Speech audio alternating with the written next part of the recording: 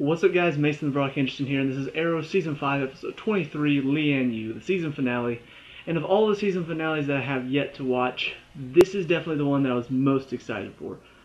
Kind of surprising considering normally The Flash is the one I'm more excited for over any of the other CW shows, and Arrow is normally somewhere in the middle, probably close to about Legends of Tomorrow, maybe a little bit below that most of the time. But this one I was so excited for. I mean, the build-up was there. The setup was perfect. They're all returning to Lian Yu. Chase has kidnapped all of Oliver's friends, which means he has to now rely on Malcolm Merlyn, Nyssa Al Ghul, and Slade. Which, bringing back Slade was just the best thing about this season. Hopefully he sticks around for a few more episodes. I heard a lot about how Men and Bennett didn't want to return to the show. I think the reason was something to do with he didn't think the writing was that good, or I don't remember exact reasoning why, but basically he didn't want to return to the show. And even whenever, there were several Twitter posts and I think Facebook posts where Stephen Amell and I think the director of the show were like, "Welcome back, Manu Bennett," or something like that, and showed his Deathstroke mask on the beach, and he's just like, "What the fuck is this? I mean, what are you talking about?"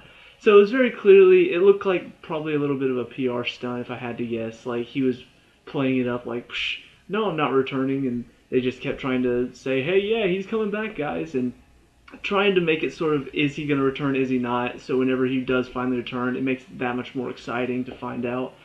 And so having them all return was awesome. It was great. It was a lot of fun. Unfortunately, though, there were a few problems to kick off the episode. First of all, we see Oliver talking to him and, enjoying the nice little conversation they're having. But then all of a sudden an Argus guard comes in and is like, "Hey, what are you doing? You can't let him out." And he's like, "I am getting him out. And I need Digger Harkis too." And I'm like, "Who's that?" And then they get him out and I'm just like, "So who is this guy? Who? What?" He's Captain Boomerang. I only know him as Captain Boomerang. I don't know his actual name, and I totally forgot who he was. Honestly, he did not leave much of an impact on me, if I'm being perfectly honest. So whenever he came on, I'm just like, his only purpose in here is to side with the bad guys, right? Like, that's the only reason why they would even bring him up. Sure enough, Oliver and Slade and Nyssa find actually it's just Oliver and Slade find all of Oliver's friends, well, most of them, locked in cages. Felicity, Thea, Curtis, and Samantha Williams' mom are all there. So they get jumped by, who was it? It was Talia and Evelyn. And of course at that point Captain Boomerang is just like, "Oh, it looks like the tables have turned, Oliver." And I'm just like, okay, sure. Clearly that's the only reason you're on here, so whatever. But then Nyssa and Malcolm come in from behind and manage to take over the situation. Evelyn gets locked in a cage. Talia escapes with Captain Boomerang. And so now they're trying to get some of them off the island while looking for the rest of them. So Malcolm goes with Thea, Felicity, Curtis, and Samantha to try to get them all off the island. This is probably the worst part of the episode for me. This little group that went to find a plane. Mainly because it was filled with the most talking. Don't get me wrong, talking can be good. Talking can sometimes express feelings that we can't always see. Sometimes it can reveal truths that, facial expressions just can't show. So I get that you need to talk, you need to communicate. I get that. But there's too much talking. There's so much talking from this group. First you've got Felicity and Samantha. We see Felicity kisses Oliver before she goes to do whatever. She's like, "I don't want to regret not kissing you." I'm just like, whatever, let's just move on. I still don't agree that they belong together, but whatever. Clearly the show wants to do that, so let's move on. But then all of a sudden Samantha starts bringing it up, and she's like, "Oh, I wasn't the reason we sent," or maybe it was Felicity said, "I wasn't the reason we sent William away." And she's like, "It wasn't my idea. Is that why you two broke up?" And I'm just like, stop talking about it. Who cares? Who cares about this? You've got Oliver working with Slade and Nyssa to take down Adrian Chase. That is awesome. Show us that. I don't care about Felicity and Samantha. I don't care about Malcolm and Thea having another argument. What is this, like the 20th time in 3 seasons? I don't care about any of that. Get back to the awesome stuff. But we spent a lot of time there, and I'd say probably about 10 to 15 minutes there just talking, and then we have a scene where Thea steps on a landmine, Malcolm shoves her off to get on the landmine. That part was pretty cool. And then Captain Boomerang comes up and, of course, doesn't, for some reason, see that there's a landmine there. And then, of course, he steps off of it. We see an explosion in the distance because we don't actually want to confirm that Malcolm is actually dead, because whenever he returns for Season 6, we're going to be like, oh, how did you get off the island? That's crazy. Whoa, that's amazing. I've never seen anybody return from the dead in this show before. So then everybody, they're heading to the plane, and that's when they find out that the entire island is just laid with C4. So that's probably the only real bit of good information, good as in like story progressing information, that comes out of their group. The rest of it is just filler, is just more subplots, the Felicity Oliver stuff, the Thea and Malcolm stuff, Curtis acting like a doofus. All that stuff is just really, it's slower, it's not what I want to see. I want to see the action stuff. But to be fair, the action stuff in this episode is so good that I almost completely forget about those 15 minutes that we wasted with that other group, because the action stuff is so good. I mean, there is some talking. There is quite a bit of talking, and at times it got kind of grating. But after all the talking is said and done, after we get to the action stuff where they get to the place, obviously Slade has set up some sort of plan with Oliver where he pretends to take him in. I don't think anybody was fooled by that. I think we all knew, oh yeah, this is part of the plan. And so he pretends to turn in Oliver so he can give Dinah back her little canary band or whatever she's got. And so now that she has that, she breaks everybody out. And then we have Nyssa and Talia face off. That scene was awesome. Nyssa obviously wins. Slade steps in to help out, keep some of Talia's guards from stepping in and intervening.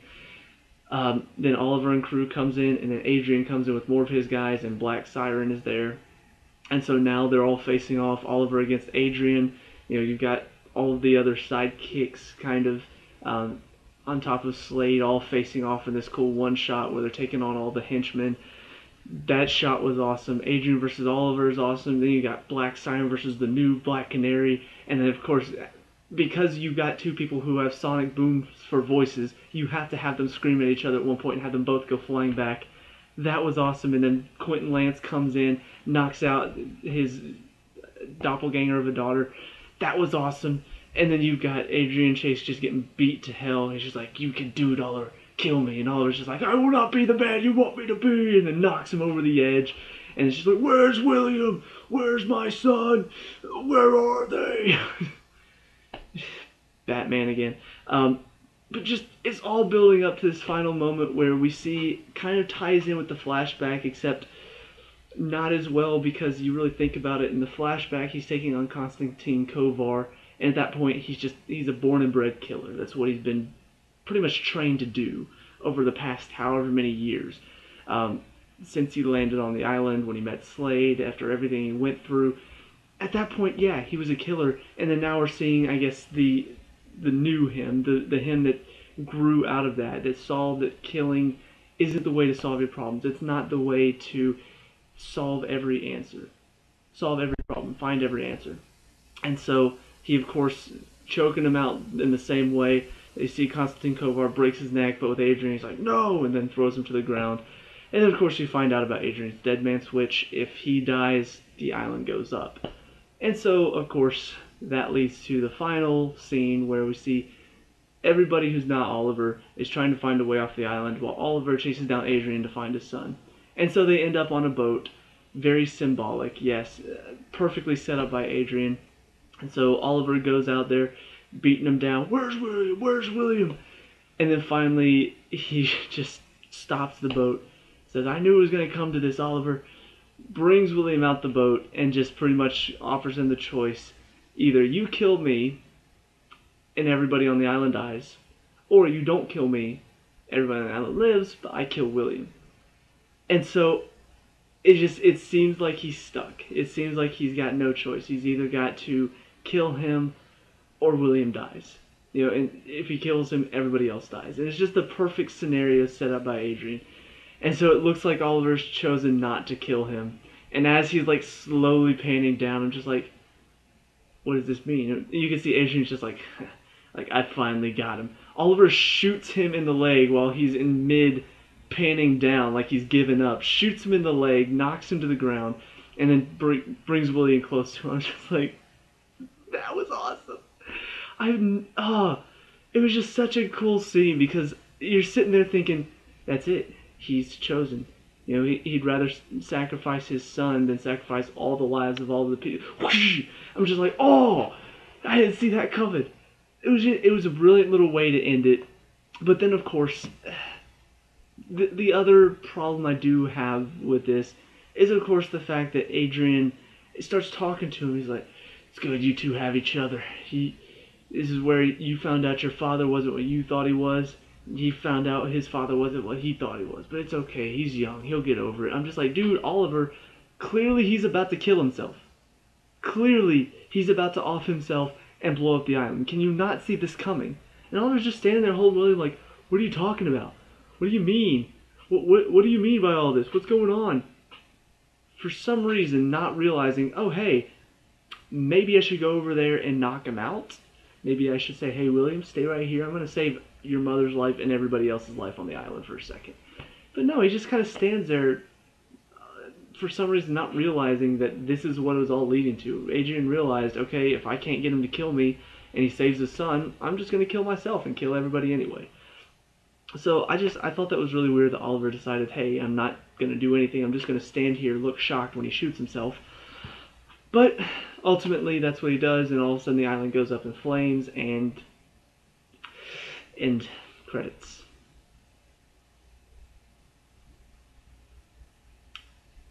This close.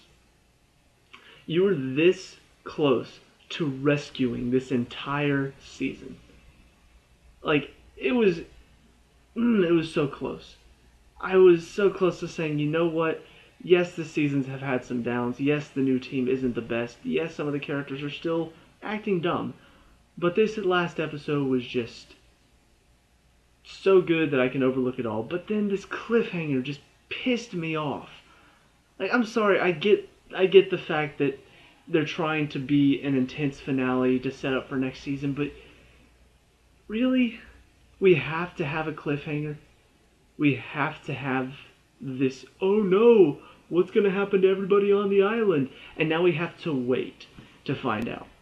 To wait to find out that almost everybody made it out alive, except for probably, like, if I had to guess, probably Slade doesn't make it because they don't want to keep him around too long. And I'd say probably Samantha, just so Oliver can now have, now the son can be in the show more often, because his mother won't be involved, so now Oliver will have to take care of him. So I'm going to say that Slade and Samantha don't make it. Everybody else obviously going to make out okay. You're not going to kill off all of those side characters, because that would be stupid. So it just seems like a plot to be like, oh, everybody find out who died and who didn't next time when we return in, like, what, October or November, so 3 or 4 months from now. And obviously when it ended, it was even more, so the people who watched it live are waiting even longer than I've had to. But it's still just really frustrating that you couldn't just show us what happens. You couldn't show us everybody getting off the island and maybe one person not making it or something like that. Just so we don't have to sit here and wonder for several months, like, okay, well, I wonder who's not going to make it. Because by the end of it, I'm sure, just like with what The Walking Dead did, we knew at the end of Season 6 somebody died. And by the start of Season 7, everybody had already figured it out.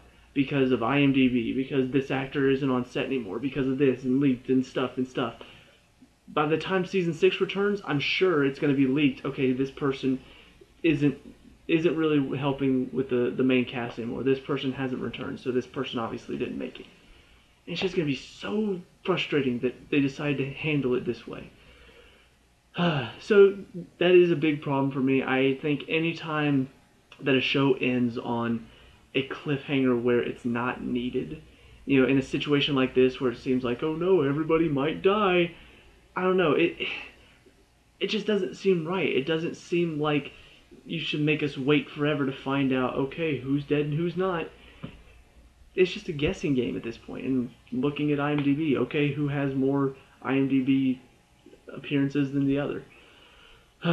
So, yeah, that's about it for this episode.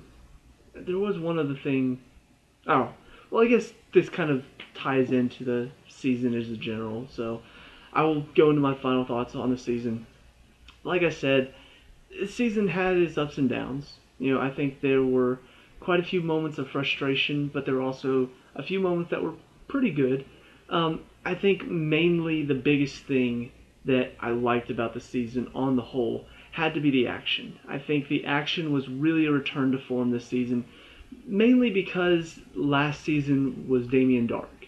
And Damien Dark is so... Well, I don't mind having kind of a magic-based villain in a show where it's mainly bows and arrows.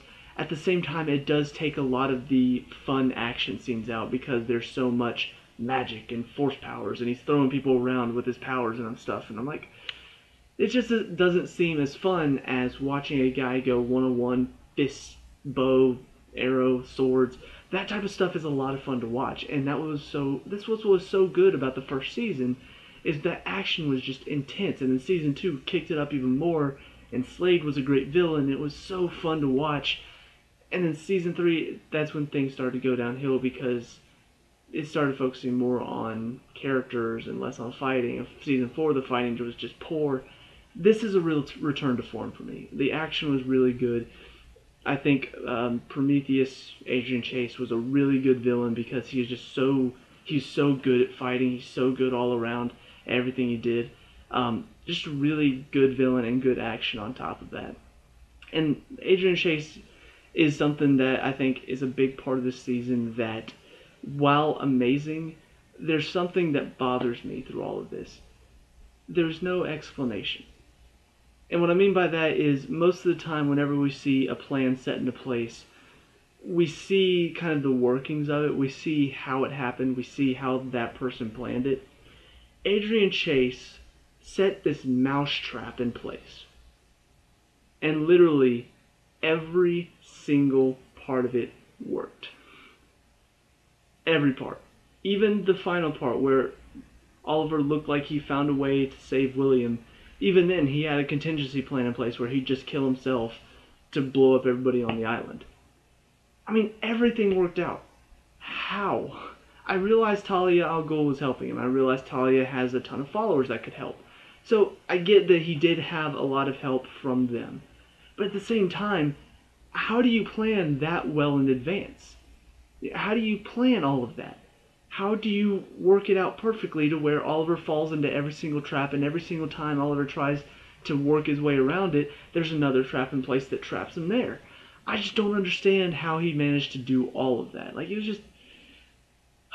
it just seemed really, really too well planned out, and there's no good explanation for it.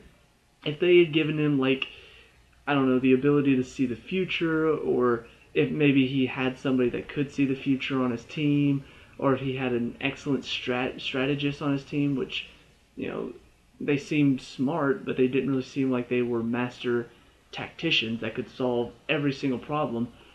I don't know, that part of it still irks me a little bit.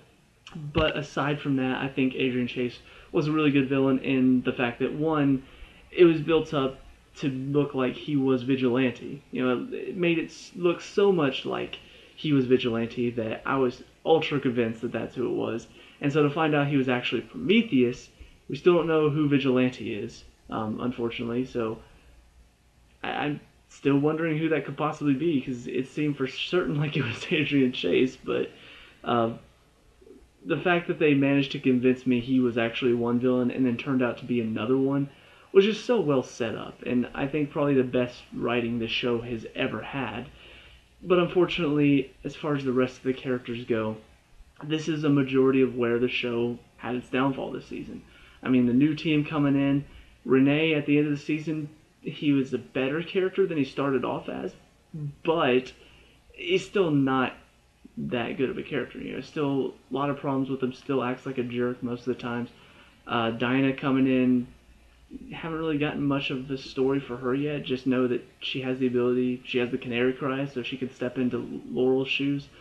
Um, Evelyn came in for really no purpose other than to have one of the members on the team become a bad guy. Uh, and really her reasoning was so poor because, oh, you're a killer and you're a horrible person, so let me go work for this other killer slash horrible person because that killer slash horrible person wants to kill you because you're a horrible killer slash person. I realized that got mixed up, but that's how mixed up her logic is. Like, really? And on top of that, I mean, she just ends up locked in a cage, so maybe she just dies on the island. I don't know. That would be perfectly fine with her not returning next season because she was just really annoying and just obviously set up to be, oh, she's going to turn to the bad side. Curtis, I mean, by the end of the season, he finally realized his place on the team as the tech guy, you know, the one that has the cool gadgets and stuff. But he's not a fighter. And so most of the season, unfortunately, was spent with him trying to be a fighter, and that was the biggest problem with him. His comedy, his humor still doesn't really fit with the show, in my opinion. I think it's for a different show entirely. I think he would work perfectly on a show like Supergirl that's all happy-go-lucky and giddy and everything is awesome. But on this show it can have its funny moments, but generally it's very serious and almost dark at times. He just does not fit into the show at all. He seems such an outcast from the rest of the group. Even Felicity, even though she's very happy-go-lucky and looks like she couldn't possibly fit in with this group, she's found a way to do it by, you know, being the charm of the show, being the one that stands out and is really the light on the team. Curtis isn't really a light. He just tries to make a ton of jokes that just aren't funny. But on Felicity, I will say her story was also pretty poor for this season. I think her turn to the dark side to become a hacker for this hacker corporation or whatever, for however many episodes it was, yeah, it just seemed pointless. I don't understand it. She continually told everybody she was in the right when clearly she was in the wrong. And ultimately what it led to was they turned her down because she works for Team Arrow and they don't want to have to deal with that anymore. And so she just comes back to the team and they're just like, yeah, we should have trusted you more. So yeah, clearly there were some really bad storylines in this, and there were still some very poorly written characters. But the end does show me that they still can write a good story. So I don't know what to expect for Season 6. I hope it can continue from here and just stay as good as it was for these last few episodes. Because honestly, I really did enjoy most of it. I enjoyed the Adrian stuff. I enjoyed the good fighting. You know, this last episode, really well done. Can it continue, or did they waste all of their budget on this last episode, and so now the entirety of next season will be terrible? I don't know. I hope it can continue to be really good. I hope they can continually get better from here. But as it stands, this season, I'll say not as good as the first or second season, but better than the fourth, obviously, because the fourth was terrible. Slightly better than the third, so still not, you know, I'd say first and second are up here. Third is right here, fourth is right here, so fifth is probably somewhere right in here. So still got a ways to go, but I think they are taking steps in the right direction, and that's all I can ask for, I suppose. So that's about it for my opinions on the season overall. Let me know what you guys think down in the comment section below. What were your thoughts on this episode and the season in general? Let me know. We can talk about and discuss all that good stuff. Leave a like and subscribe for future Arrow reviews. I'll see you guys in the next episode. Peace out.